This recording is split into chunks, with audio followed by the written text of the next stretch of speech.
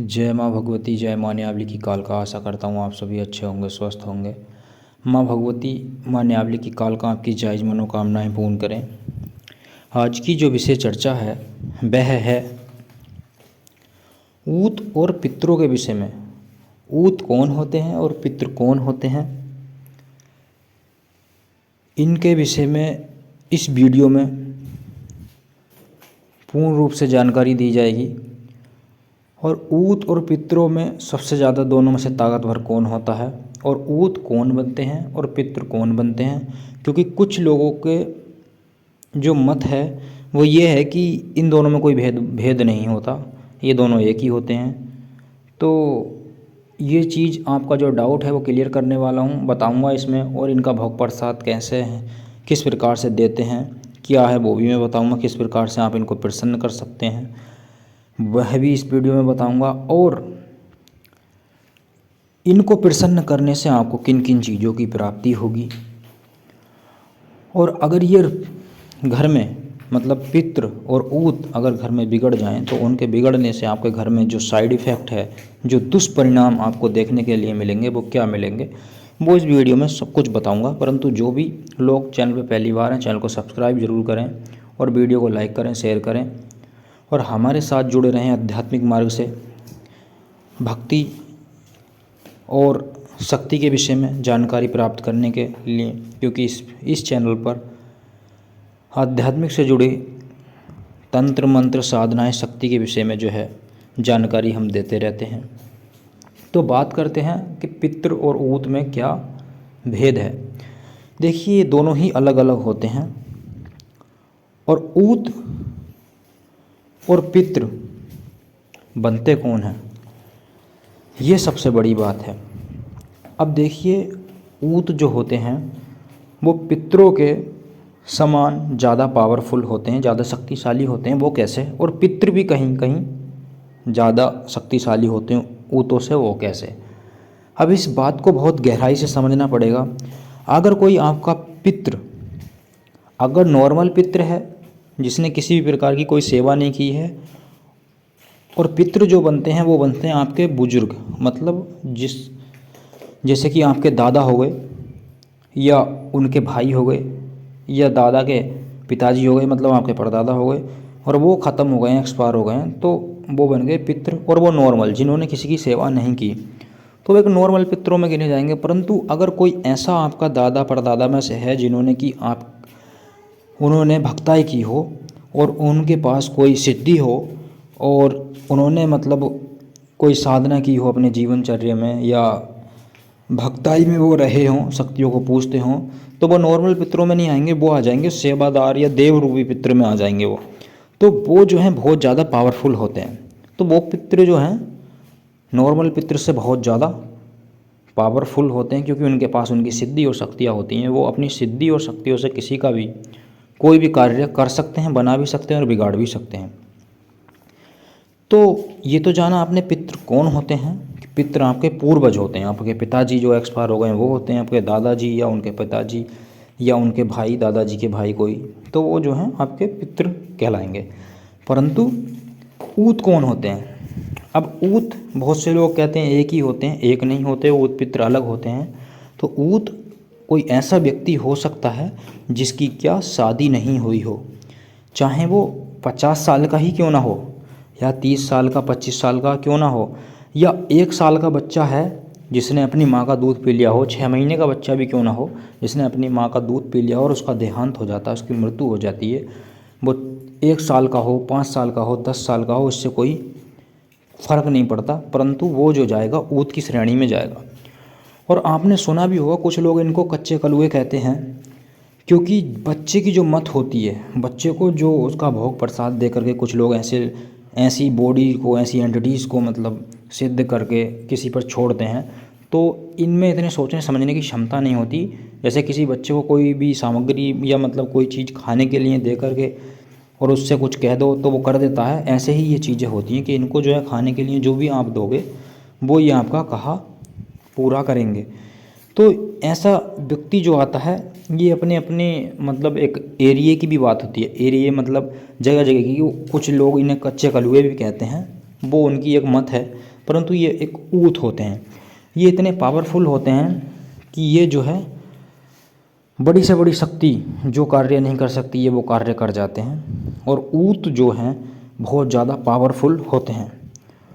ऊत इतने पावरफुल होते हैं कि कहा जाता है कि एक ऊत 100 भूतों के बराबर होते हैं। 100 भूतों की जितनी ताकत होती है। कुछ लोग, अब ये लगा लीजिए कि कुछ लोग जो है ऐसे भी हैं जो कि भूतों से कार्य लेते हैं, और भूत जो है बहुत उच्च लेवल पर कार्य करते हैं। भूत भी अच्छे बुरे सभी कार्य करते हैं, भूत भी।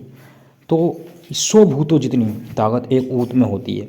मतलब इसका जो कंपैरिजन है, मतलब इसका जो मुकाबला है या बराबरी कह सकते हैं करवाई जाए, तो एक जिन्न से ऊत की मुकाबला जो है करवा सकते हैं कि हाँ ये भी इतने ही पावरफुल होते हैं जितने कि एक जिन्न हो सकता है।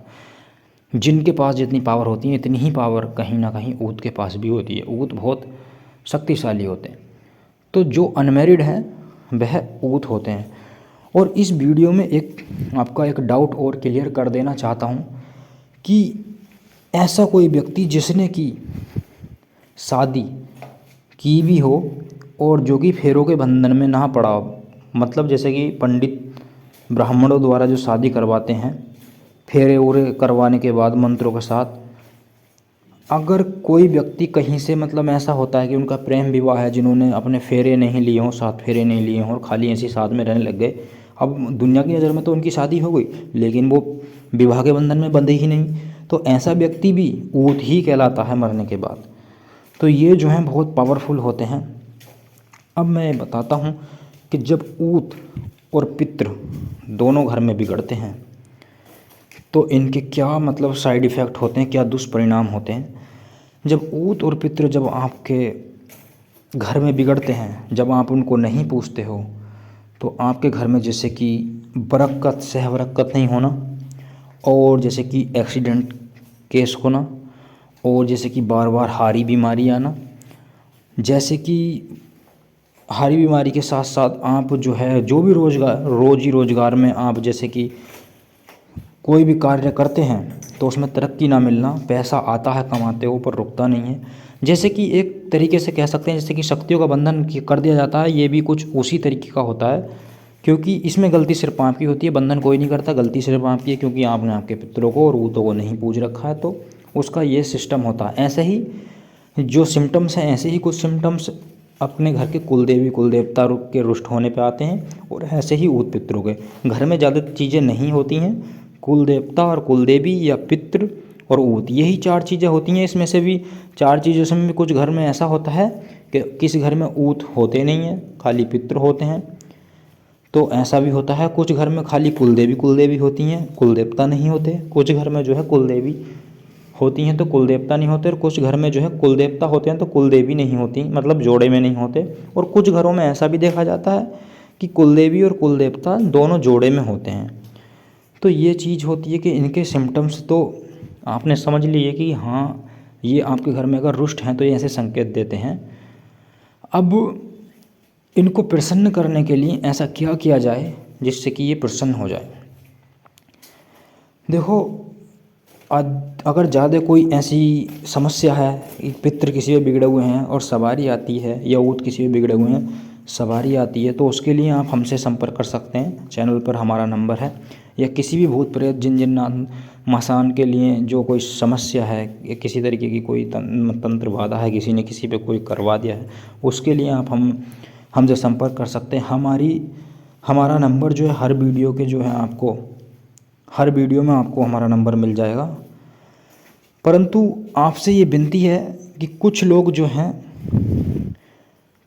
क्या कर रहे हैं कि हमारा नंबर लेकर के, और उनको समय का ये पता नहीं रहता कब कॉल करना है कब नहीं। तो मैं आपसे ये कहना चाहता हूँ कि आप सुबह 7 बजे से रात के 9 बजे तक कभी भी कर सकते हैं। 9 बजे से पहले कर सकते हैं, 9 बजे के बाद कोई भी कॉल ना करें।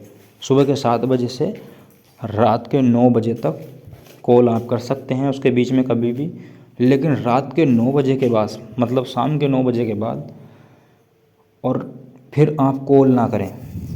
अगर बहुत ज़्यादा किसी को ऐसी कोई समस्या है कि हाँ बहुत ज़्यादा ही कोई ऐसी समस्या है, तो उस कंडीशन में कर सकते हैं। लेकिन कुछ लोग रात को फ़ोन करके खाली जानकारी के लिए फ़ोन करते हैं रात के 12-1 बजे, वो चीज़ नहीं करें।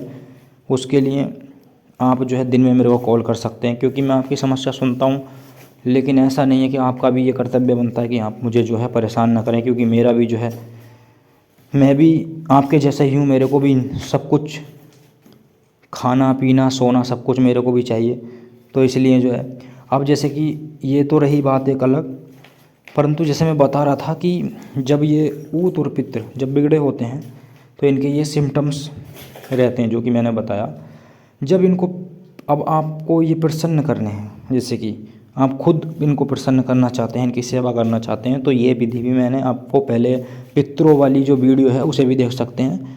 जैसे मैंने अपने चैनल पर पितरों के विषय में वीडियो बना करके डाली है, और इस वीडियो में भी मैं बता रहा हूँ कि आपको इनका अमावस्या पे भोग निकालना है। भोग किस प्रकार से निकालना है, आपको जो है, इनको सफ़ेद वस्तु जो है बहुत प्रिय होती है ऊत और पितरों को।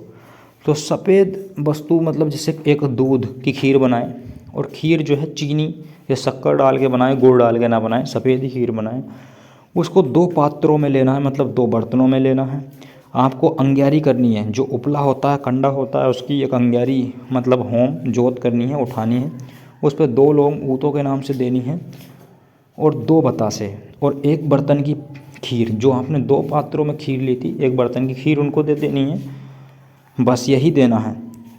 एक बर्तन की खीर इसी तरीके से ऊत पितरों को देना, जैसे 2 लौंग 2 बतासे और 1 बर्तन की खीर ऊतों को दे दी है।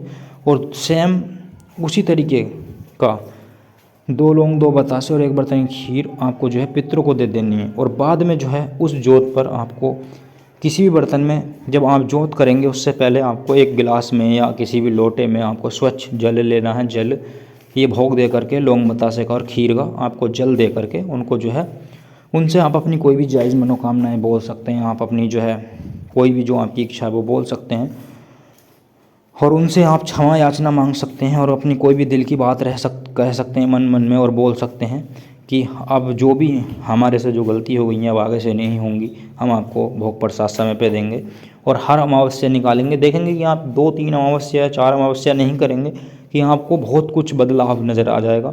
और ये 100% उपयोगी और कारगर, पितरों को प्रसन्न करने के लिए कारगर उपाय है। इसको करके देखिएगा और आपको बेनिफिट मिलेंगे। आप देखेंगे कि आपके जो जीवन में जो अड़चनें आ रही थी, आपके कारोबार में जो अड़चनें आ रही थी, आपको जो दिक्कत परेशानी हो रही थी, या एक्सीडेंटल जो केस बन रहे थे आपके, वो हट जाएंगे इस तरीके से। तो इनको जो है इस तरीके से भोग दे करके प्रसन्न किया जा सकता है। तो मैं आशा करता हूँ कि आपको ये जानकारी पसंद आई होगी।